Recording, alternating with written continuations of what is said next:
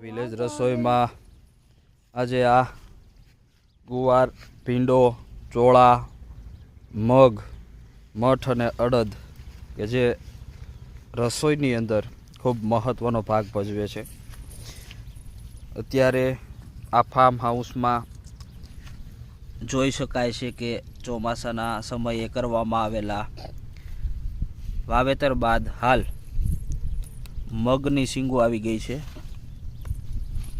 સરસ શીંગું છે. આગામી સમયમાં આ શીંગ છે એ પરિપક્વ થઈ જશે એટલે એને તોડી અને ત્યારબાદ રસોઈ સુધી સાફ કરી અને મગનો ઉપયોગ કરવામાં આવતો હોય છે.